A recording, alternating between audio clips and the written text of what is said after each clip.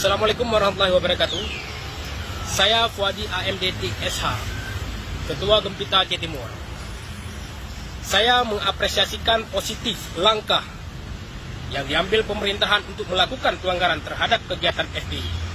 Langkah pemerintah ini kami nilai sebagai perhatian serta tanggung jawab pemerintah dalam mewujudkan kondisi yang harmonis dalam kehidupan bermasyarakat, berbangsa dan bernegara, sekaligus merupakan bentuk perlindungan kepada masyarakat dengan adanya kepastian hukum.